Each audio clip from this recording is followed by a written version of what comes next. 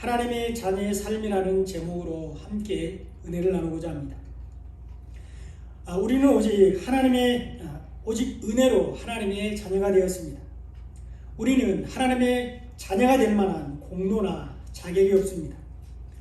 오직 하나님의 무조건적인 사랑으로 우리가 하나님의 자녀가 되었습니다. 오직 하나님의 주권과 선택과 예정과 또 우리를 사랑하심을 통해서 우리는 하나님의 자녀가 되었습니다. 어떻게 보면 너무 일방적이고 또 너무 쉽게 하나님의 자녀가 됐기 때문에 우리가 하나님의 자녀라는 것을 실감하지 못하고 가치를 느끼지 못하고 살아갈 수가 있습니다. 그런데요, 하나님의 자녀가 되었다는 것은 우리에게 너무나도 큰 축복이고 은혜입니다. 이 큰 축복과 은혜를 받은 우리가 어떤 삶을 살아야 하는지 살펴보면서 은혜를 나누고자 합니다. 하나님의 자녀로서 우리가 어떻게 살아야 되는지 나누면서 은혜를 나누고자 합니다. 우리는 하나님의 큰 사랑을 입은 하나님의 자녀입니다. 믿으십니까? 네. 예. 우리가 하나님의 큰 사랑을 입은 하나님의 자녀라는 것입니다. 이것은 너무나 크고 큰 축복이고 은혜입니다. 우리가 하나님의 자녀가 된 것은 정말 어마어마한 축복이고 큰 은혜라는 것입니다. 우리가 하나님의 자녀라는 것만으로도 우리는 평생을 감사하며 살아야 됩니다. 하나님이 나의 아버지라는 것이 너무 감격스럽고 자랑스러워야 됩니다. 내가 선택하진 않았지만 지금 하나님이 나의 아버지인 것이 너무 기뻐야 된다는 것입니다. 그래서 만나는 사람마다 하나님을 자랑해야 됩니다. 우리 아버지는 하나님이시오. 나는 하나님의 아들이야.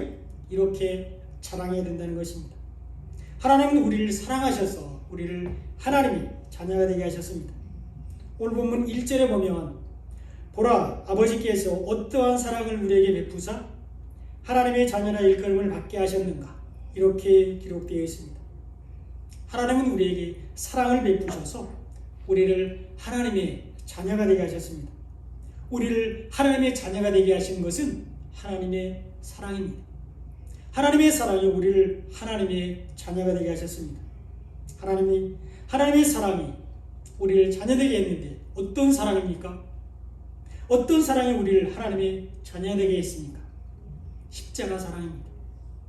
십자가 사랑이 우리를 하나님의 자녀가 되게 했습니다. 여러분, 십자가는 하나님의 공의와 하나님의 사랑이 동시에 나타나는 장소입니다. 죄를 반드시 심판하셔야 하는 하나님의 공의와 그럼에도 불구하고 죄인을 사랑하시는, 불쌍히 여기시는 하나님의 사랑이 동시에 나타나는 곳이 십자가입니다. 이것이 로마서 6장 23절에 잘 나와 있습니다. 죄의 삭은 사망이요 하나님의 은사는 그리스도 예수 우리 주 안에 있는 영생이니라, 이렇게 기록되어 있습니다. 하나님은 죄의 삭신 죽음을 우리를 대신해서 십자가의 예수님에게서 대신 받으셨습니다. 이것이 하나님의 공의입니다. 그리고 우리에게 영원한 생명인 영생을 선물로 주셨습니다. 이것이 하나님의 사랑입니다. 이것을 본문 1절에서는 어떠한 사랑, 이렇게 표현하고 있습니다. 십자가는 거룩하신 하나님이 스스로 죄인이 되셔서 죄인이 받는 벌을 대신 받은 곳입니다. 십자가는 창조주이신 하나님이 피조물을 대신해서 스스로 형벌을 받으신 곳입니다. 십자가는 죄가 없으신 예수님이 우리의 죄를 대신해서 죽으신 곳이 바로 십자가입니다.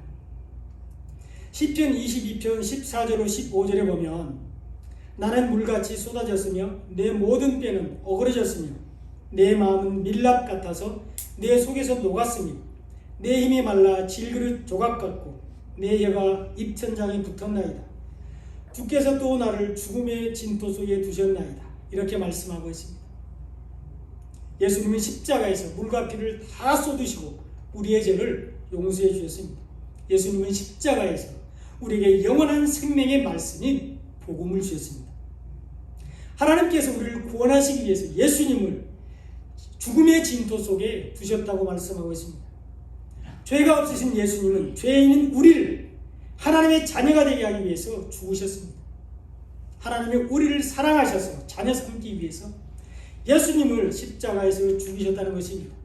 그 사랑이 우리를 하나님의 자녀가 되게 했습니다.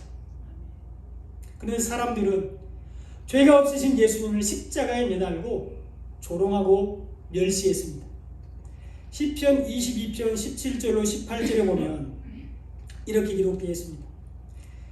내가 내 모든 뼈를 셀 수 있나이다. 그들이 나를 주목하여 보고 내 겉옷을 나누며 속옷을 제비 뽑나이다. 이렇게 말씀하고 있습니다. 사람들은 가장 수치스럽고 고통스러운 방법으로 예수님을 죽였습니다. 그리고 예수님의 옷을 제비 뽑아서 나누어 가지고 있습니다. 예수님은 우리를 하나님의 자녀가 되게 하시려고 십자가에서 조롱과 멸시를 당하셨습니다. 그러나 그 십자가는 우리를 하나님의 자녀가 되게 했고 우리에게 영원한 구원을 주셨습니다. 고린도전서 1장 18절에 보면 십자가의 도가 멸망하는 자에게는 미련한 것이요 구원을 받는 우리에게는 하나님의 능력이라 이렇게 기록되어 있습니다. 창세 전부터 감춰진 십자가를 통한 인류의 구원을 알지 못하는 사람들은 십자가를 비웃었습니다. 그리고 저항 한번 하지 않으시고 도살할 양같이 끌려가시는 예수님을 비난하고 조롱했습니다. 그리고 이렇게 외쳤습니다. 십자가에서 당장 내려와서 스스로 자신을 구원해봐라. 이렇게 예수님을 멸시했습니다. 멸망당하는 자들에게는 십자가의 도가 오직 미련할 뿐입니다. 그러나 십자가는 구원을 받은 우리에게는 하나님의 능력이 됩니다. 십자가는 인간을 구원하기 위해서 감춰진 하나님의 비밀이며 하나님의 능력인 것입니다. 하나님은 우리를 하나님의 자녀로 삼기 위해서 예수님을 십자가에 죽이셨고 이것이 오늘 본문 1절에서 말하는 하나님의 어떠한 사랑입니다. 또한 하나님 십자가에서 죽이신 예수님을 3일 만에 부활시키셨습니다. 그리고 마지막 날에 그리스도 안에 있는 우리들도 부활시킬 것입니다. 이것이 우리에게 나타난 십자가의 능력입니다. 이것이 2절에 잘 나와 있습니다. 사랑하는 자들아 우리가 지금은 하나님의 자녀라. 장래에 어떻게 될지는 아직 나타나지 아니하였으나 그가 나타나시면 예수님이 다시 오시면 우리가 그와 같을 줄을 아는 것은 그의 참모습 그대로 볼 것이기 때문이라. 이렇게 말씀하고 있습니다. 우리가 지금은 하나님의 자녀라 할지라도 육신의 몸을 입고 있지만 그가 나타나시면 예수님이 다시 오시면 재림하실 때 우리도 그와 같을 줄을 안다고 말씀하고 있습니다. 예수님이 재림하시면 우리도 예수님과 같이 부활한다고 말씀하고 있습니다. 마지막 때에 그리스도 안에서 우리가 부활하는 것, 이것이 우리가 원하고 바라는 소망입니다. 우리는 이 부활의 소망을 가지고 사는 사람들입니다. 이 부활의 소망을 가진 하나님의 자녀는 자신을 깨끗하게 해야 합니다. 하나님의 자녀는 자기를 깨끗하게 해야 합니다. 3절에 보면 주를 향하여 이 소망을 가진 자마다 그의 깨끗하심과 같이 자기를 깨끗하게 하느니라. 그의 깨끗하심과 같이 자기를 깨끗하게 하느니라. 이렇게 말씀하고 있습니다. 예수 그리스도로 말미암아 부활의 소망을 가진 사람들은 예수 그리스도의 깨끗하심과 같이 자기도 깨끗하게 한다고 말씀하고 있습니다. 초림주로 오신 예수님은 연약한 육신의 몸을 입고 이 땅에 오셨지만 재림주로 오시는 예수님은 영광 중에 참 모습으로 오시는데 죄가 없이 깨끗한 모습으로 이 땅에 오십니다. 하나님의 절대적으로 완벽하고 거룩한 모습으로 이 땅에 다시 오십니다. 그래서 재림주로 오시는 예수님은 예수님 자신과 같이 깨끗한 사람들을 하나님께로 인도할 것입니다. 심판주로 오시는 예수님은 하나님의 거룩하신 것 같이 거룩한 사람들을 천국으로 인도하십니다. 마지막 때에 다시 오시는 예수님은 깨끗하고 거룩한 자들에게 영생의 부활을 주실 것입니다. 그러나 더럽고 죄가 있는 자들에게는 영원한 지옥의 불못에 던져 넣으십니다. 누구든지 예수 그리스도 안에서 깨끗하게 되지 않으면 하나님의 나라에 들어갈 수가 없습니다. 그러므로 하나님의 자녀인 우리는 자신을 깨끗하게 해야 합니다. 그러면 어떻게 우리가 자신을 깨끗하게 할 수 있을까요? 우리는 깨끗한 자가 되기 위해서 죄를 짓지 말아야 됩니다. 이것이 4절에 잘 나와 있습니다. 함께 한번 읽어볼까요? 함께 읽어보겠습니다. 시작. 죄를 짓는 자마다 불법을 행하나니 죄는 불법이라. 아멘. 우리가 죄를 지을 때 불법을 행하게 되고 이때 우리의 깨끗함은 사라져버립니다. 우리가 죄 가운데 있을 때 우리가 깨끗하지 못하게 되고 우리가 깨끗하지 못하면 예수님과 상관이 없다는 것입니다. 우리가 죄 가운데 있을 때 우리는 거룩한 자가 되지 못하고 우리가 거룩하지 못하면 하나님의 자녀가 될 수가 없습니다. 죄를 용서받아야만 하나님의 자녀가 될 수 있습니다. 그래서 우리 죄를 용서해 주시기 위해서 예수님이 오셨습니다. 5절에 보면 그가 우리 죄를 없애려고 나타나신 것을 너희가 아나니 그에게는 죄가 없느니라 이렇게 말씀하고 있습니다. 죄가 없으신 예수님이 우리의 모든 죄를 용서해 주시기 위해서 이 땅에 오셨습니다. 예수님은 십자가에서 우리의 모든 죄를 다 용서해 주셨습니다. 우리가 태어날 때부터 가지고 있던 유전적인 죄, 아담의 죄가 우리에게 유전된 그 유전적인 죄와 또 우리가 살아가면서 내 스스로 지은 모든 자범죄를 다 용서해 주셨습니다. 그리고 이 용서함은 과거와 현재의 죄만이 아니라 미래의 죄까지 포함하고 있다고 여러 번 제가 말씀을 드렸습니다. 예수님이 십자가에서 우리가 미래에 지을 죄까지도 다 용서해 주셨다는 것입니다. 그리고 그 용서해 주신 죄는 결코 다시 기억하지 않습니다. 동이 서에서 먼 것 같이 그리고 한번 흘러가 버린 물이 다시 돌아올 수 없는 것 같이 예수님이 용서하신 우리의 모든 죄는 다시 기억하지 않습니다. 다시 우리에게 돌아오지 않습니다. 하나님은 우리의 미래의 죄까지도 미리 다 용서해 주셨습니다. 하나님은 이것을 확증하기 위해서 노아와 무지개 언약을 맺으셨습니다. 다시는 인간의 행위로 인한 죄로 인간을 심판하지 않겠다 이렇게 약속해 주셨습니다. 이것이 홍수 후에 하나님께서 노아와 맺은 무지개 언약입니다. 이것은 지금도 유효합니다. 그런데 왜 4절에서는 죄를 짓는 자마다 불법을 행하는 자라고 말씀하고 있을까요? 생명의 말씀으로 이미 마음에 할례를 받은 우리는 비록 죄를 지었다 할지라도 죄를 짓는 순간에 우리 안에 계시는 성령이 깨닫게 해주시는 은혜를 따라 잘못을 깨닫게 됩니다. 그리고 바로 회개하고 다시 주님께로 나아감으로 우리는 여전히 깨끗한 상태에 있게 됩니다. 그런데 왜 죄를 짓는 자마다 불법을 행한다고 말씀하고 있을까요? 왜 죄를 짓지 말라고 4절에서 말씀하고 있을까요? 우리가 불법 가운데 있게 하는 이 죄는 복음을 받아들이지 않는 것을 말하고 있습니다. 우리를 깨끗하게 하지 못하는 이 죄는 복음을 믿지 않는 것을 말하고 있습니다. 우리를 거룩하게 하지 못하는 이 죄는 복음을 잃어버리는 것을 말하고 있습니다. 그러니까 4절에서 말하는 죄는 바로 하나님을 떠나는 것을 말하고 있습니다. 예수님을 믿지 않는 것을 말하고 있습니다. 우리 안에서 말씀을 증거하는 성령을 부인하는 것을 죄라고 말하고 있다는 것이죠. 이것이 우리를 불법 가운데 있게 하는 죄입니다. 이것이 우리를 깨끗하지 못하게 하는 죄라는 것입니다. 이것이 우리를 거룩하지 못하게 합니다. 그리고 이런 죄는 용서받지 못합니다. 여러분, 성경에서 죄를 두 가지로 구분하고 있습니다. 용서를 받을 수 있는 죄가 있고요, 용서받지 못하는 죄가 있습니다. 우리가 행위로 짓는 죄는 용서받을 수 있습니다. 윤리적이고 도덕적인 죄는 용서받을 수 있습니다. 아무리 흉악하고 나쁜 죄를 지었다 할지라도 회개하면 용서받을 수 있습니다. 너무 큰 죄를 지어서 사회와 영원히 분리되고 구별되는 것이 바로 사형과 무기징역입니다. 그러나 이런 큰 죄를 지은 사람도 회개하고 복음을 받아들이면 용서를 받을 수 있습니다. 그래서 이 목사님들 중에 교도소 사역, 교정 사역만 하는 목사님들도 계십니다. 아주 흉악한 범죄들을 상대로 사역하는 목회자들이 계십니다.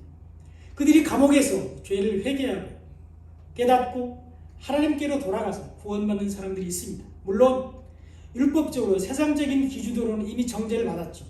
다시 나오지 못하지만 그 영혼은 구원받아서 하나님께 간단 말이에요. 그래서 이 윤리적이고 도덕적인 죄는 용서를 받을 수 있습니다. 그러나 용서받을 수 없는 죄가 있는데 성령을 회방하는 죄는 용서받을 수 없습니다. 생명의 말씀은 복음을 받아들이지 않는 사람은 용서받을 수 없습니다. 받아들인 복음을 잃어버리고 다시 율법으로 돌아가는 자들은 용서받을 수 없습니다. 믿음을 잃어버리고 다시 세상으로 돌아가는 자들은 용서받지 못합니다. 하나님을 떠나는 것은 용서받을 수 없는 죄가 됩니다.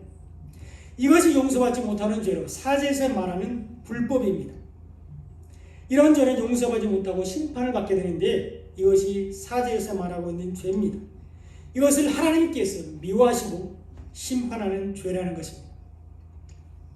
그러면 인간적으로 또 우리가 행위로 짓는 죄는 다 용서받으니까 용서받을 수 있는 죄는 지어도 되는 게 아닌가? 이렇게 생각할 수 있습니다. 어떤 죄를 지어도 회개하기만 하면 다 용서해 주시니까 죄를 지어도 될까요? 이미 예수님이 십자가에서 우리가 앞으로 지을 미래의 죄까지도 다 용서해 주셨으니까 아무 거리낌이나 죄책감 없이 마음 놓고 죄를 지어도 되느냐는 것입니다. 내가 예수를 믿는 순간에 나의 모든 죄는 다 용서를 받았고 용서받은 죄는 전혀 기억하지 않는다고 하시니까 이젠 마음대로 살아도 되겠네, 그런 생각이 들 수 있습니다. 또 우리는 율법을 지켜서 구원받는 것이 아니라 오직 믿음으로, 오직 은혜로 구원받았기 때문에 마음대로 살아도 되는가, 이런 생각을 할 수 있습니다. 그러나 그럴 수 없습니다. 그러면 안 됩니다. 그것은 하나님의 자녀의 삶이 아니기 때문입니다. 한때 누구보다도 율법에 충실했던 바울은 우리에게 이렇게 권면하고 있습니다. 로마서 6장 1절로 2절에 보면 그런즉 우리가 무슨 말을 하리요? 은혜를 더하게 하려고 죄에 거하겠느냐? 그럴 수 없느냐? 죄에 대해 죽은 우리가 어찌 그 가운데 더 살리요? 이렇게 권면하고 있습니다. 우리는 더 이상 죄에 거할 수 없다고 말하고 있습니다. 우리는 죄에 대해서 죽은 자라고 말하고 있습니다. 우리는 더 이상 죄 가운데 살면 안 된다고 말하고 있습니다. 또 로마서 6장 15절에 보면 이렇게 기록되어 있습니다. 그런즉 어찌하리요? 우리가 법 아래 있지 아니하고 우리가 율법 아래 있지 아니고 은혜 안에 있으니 복음 안에 있으니까 죄를 지으리요? 그럴 수 없느니라, 이렇게 권면하고 있습니다. 우리가 이제는 율법 아래 있지 아니하고 은혜 안에 있으니까 죄를 지어도 되느냐? 그렇지 않다고 분명하게 말씀하고 있습니다. 하나님이 무지개까지 띄워놓고 우리의 행위로 인한 죄로 심판하지 않겠다고 했으니까 마음대로 윤리적이고 도덕적인 죄는 지어도 된다고 생각하지 말라는 것입니다. 죄를 용서받지 못하기 때문이 아니라 하나님의 영광을 가리기 때문입니다. 하나님의 자녀가 되지 못하기 때문이 아니라 복음의 문이 막혀버리기 때문입니다. 구원을 받지 못하기 때문이 아니라 구원을 값싼 은혜로 전락시키기 때문입니다. 그러므로 우리는 용서받을 수 있는 죄라 할지라도 더 이상 죄를 지으면 안 됩니다. 우리는 하나님의 영광과 복음을 전하기 위해서 용서받을 수 있는 죄 할지라도 짓지 말아야 합니다. 그러면 우리가 어떻게 죄를 짓지 않을 수 있을까요? 연약한 우리 육체가 어떻게 죄를 짓지 않을 수 있을까요? 우리가 죄를 짓지 않은 유일한 방법은 예수님 안에 거하는 것입니다. 6절을 함께 읽어보겠습니다. 다 같이 읽습니다. 시작. 그 안에 거하는 자마다 범죄하지 아니하나니 범죄하는 자마다 그를 보지도 못하였고 그를 알지도 못하였느니라. 아멘. 예수님 안에 있는 사람들은 범죄하지 않는다고 분명하게 말씀하고 있습니다. 예수 그리스도 안에 있는 사람들은 죄를 짓지 않는다고 말씀하고 있습니다. 예수님 안에 있는 사람들은 하나님을 떠나지 않습니다. 예수님 안에 있는 사람들은 복음을 잃어버리지 않습니다. 예수님 안에 있는 사람들은 믿음을 잃어버리지 않는다는 것입니다. 예수님 안에 있는 사람들은 성령을 회방하는 죄를 짓지 않습니다. 또한 예수님 안에 있는 사람들은 비록 용서받을 수 있는 죄라 할지라도 우리를 이처럼 사랑하신 하나님의 무한하신 사랑과 십자가를 통한 예수님의 구원의 은혜에 감동되어서 더 이상 윤리적이고 도덕적인 죄라 할지라도 짓지 않게 됩니다. 오히려 철저하게 싸워서 죄와 싸워서 이기려고 합니다. 이것이 하나님의 자녀의 삶입니다. 그러나 범죄하는 자들은 예수님을 보지도 못했다고 말씀하고 있습니다. 죄를 짓는 자들은 예수님을 알지 못한다고 말씀하고 있습니다. 그들은 불법을 행하는 자들로서 마귀에게 속한 자들이기 때문입니다. 오늘 본문 8절에 보면 이렇게 기록되어 있습니다. 죄를 짓는 자는 마귀에게 속하나니 마귀는 처음부터 범죄함이라. 하나님의 아들이 나타나신 것은 마귀의 일을 멸하라 하심이라. 이렇게 기록되어 있습니다. 죄를 짓는 자마다 마귀에게 속한 자입니다. 하나님을 믿지 않는 사람들은 마귀에게 속한 사람들입니다. 예수님을 믿지 않는 사람들은 마귀의 종이 됩니다. 성령을 회방하는 사람들은 마귀에게 속한 사람들입니다. 이것이 죄입니다. 마귀는 하나님을 믿지 못하게 합니다. 사단은 예수님을 믿지 못하게 합니다. 마귀는 성령을 근심하게 하고 우리 안에서 역사하시는 성령을 무시하게 합니다. 죄를 짓는 자마다 마귀에게 속한 자입니다. 그러나 하나님의 자녀는 죄를 짓지 않습니다. 이것이 9절에 또 나와 있습니다. 하나님께로부터 난 자마다 죄를 짓지 아니하나니 이는 하나님의 씨가 그의 속에 거하며 그도 범죄하지 못하는 것은 하나님께로부터 났습니다. 이렇게 말씀하고 있습니다. 구원을 위해서 하나님께서 예수님에게 주신 사람들은 죄를 짓지 않는다고 말씀하고 있습니다. 하나님의 씨가 그 안에 있기 때문입니다. 생명의 말씀이 그 속에 있기 때문입니다. 예수님께서 십자가에서 우리에게 주신 복음이 우리 안에 있기 때문입니다. 이런 사람들은 하나님을 떠나는 죄를 짓지 않습니다. 이런 사람들은 믿음을 잃어버리는 죄를 짓지 않게 됩니다. 이런 사람들은 죄를 짓지 않는 것이 아니라 오늘 9절에 보면 죄를 짓지 못한다고 말씀하고 있습니다. 하나님께로부터 난 하나님의 자녀이기 때문입니다. 하나님의 자녀인 우리는 죄를 짓지 않습니다. 또한 하나님의 자녀인 우리는 의를 행하는 자가 되어야 합니다. 7절에 보면 자녀들아 아무도 너희를 미혹하지 못하게 하라. 의를 행하는 자는 그의 의로우심과 같이 의롭고 이렇게 기록되어 있습니다. 예수님 안에서 하나님의 자녀가 된 우리는 의를 행하는 자가 되어야 합니다. 예수님 안에서 하나님의 자녀가 된 우리는 죄를 짓지 말고 의를 행해야 합니다. 복음을 끝까지 지키는 것이 우리가 행해야 할 의입니다. 믿음을 끝까지 지키는 것이 우리가 반드시 행해야 할 의라는 것입니다. 예수님 안에서 하나님의 자녀가 된 우리는 유혹에 빠지지 말아야 합니다. 욕심에 이끌려서 우상을 숭배하며 믿음에서 떠나지 말아야 합니다. 탐심으로 우상을 숭배하며 믿음을 떠나지 말아야 된다고 말씀하고 있습니다. 믿음에 굳게 서서 복음을 잘 지키라고 말씀하고 있습니다. 하나님의 자녀인 우리는 의를 행하는 자가 되어야 합니다. 또한 하나님의 자녀인 우리는 서로 사랑해야 합니다. 10절을 한번 같이 읽어보겠습니다. 다 같이 읽어봅니다. 시작. 이러므로 하나님의 자녀들과 마귀의 자녀들이 드러나나이다. 의를 행하지 아니하는 자는 또 그 형제를 사랑하지 아니하는 자는 하나님께서 속하지 아니하니라. 아멘. 우리가 형제를 사랑하지 아니하면 하나님께 속한 자가 아니라고 말씀하고 있습니다. 우리가 형제를 사랑하지 아니하면 하나님의 자녀가 아니라고 말씀하고 있습니다. 그러면 우리는 형제를 사랑해야 되는데 여기에 형제는 지난 성경 공부 시간에도 말씀드렸지만 여기에 형제는 예수 그리스도를 말씀하고 있습니다.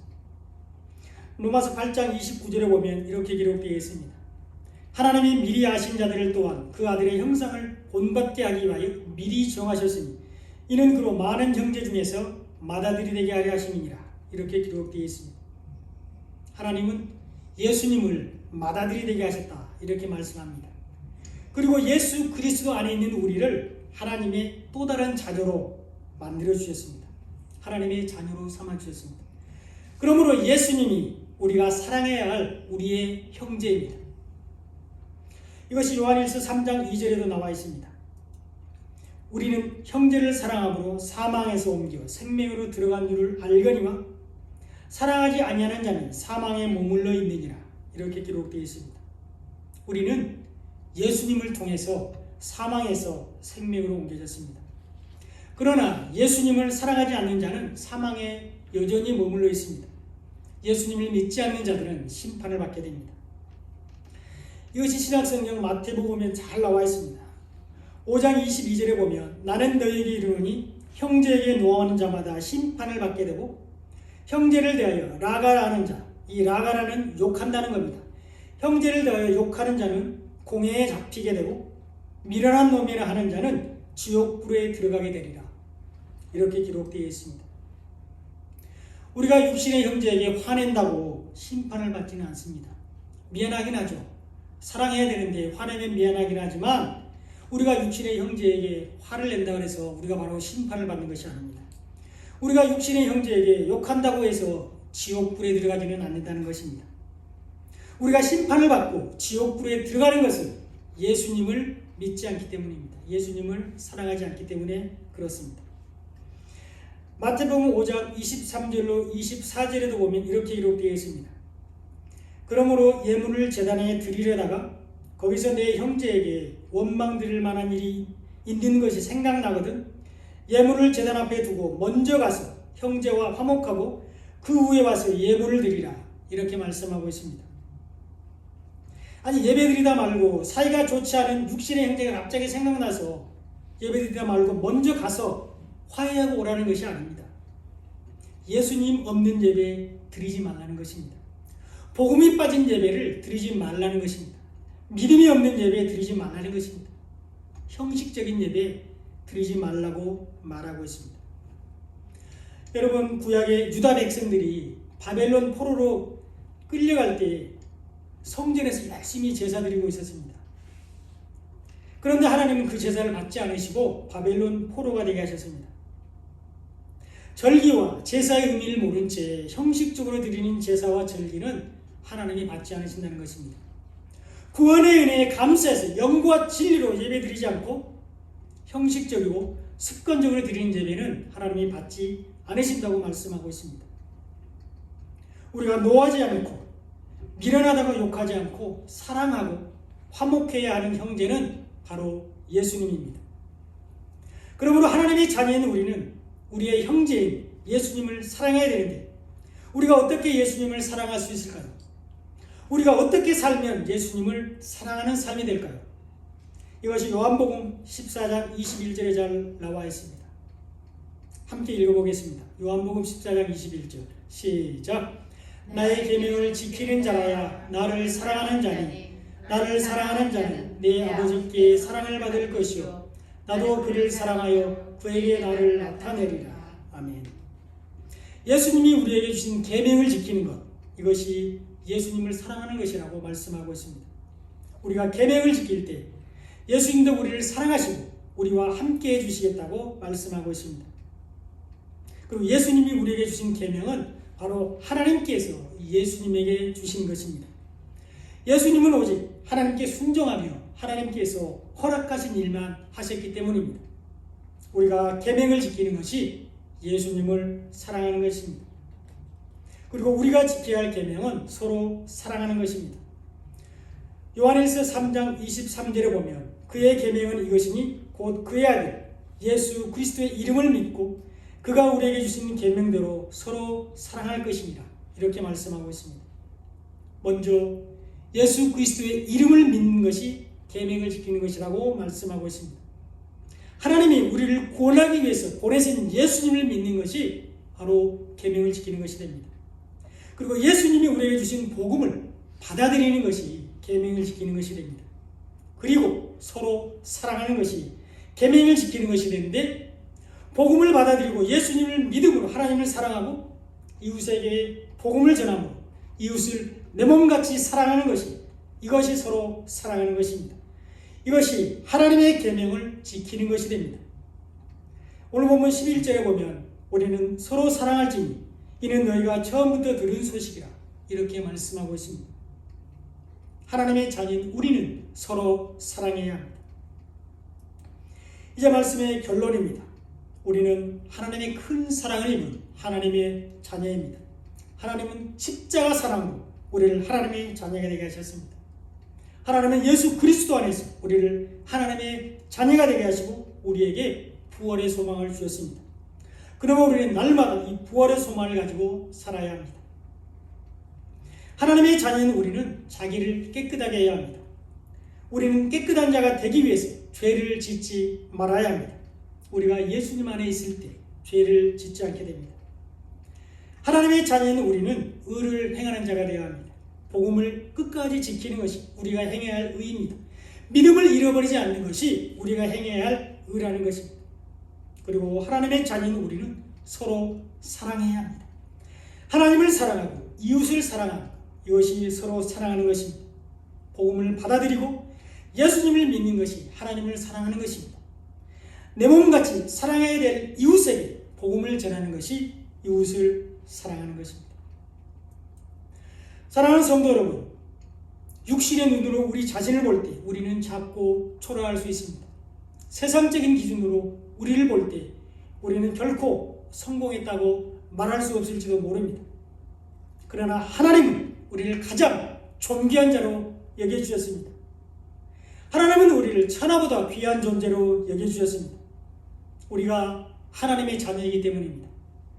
이 은혜에 감사하면서 예수님 안에서 자신을 깨끗하게 하고 의를 행하며 서로 사랑하는 성도님이 되시기를 예수님의 이름으로 축원드립니다.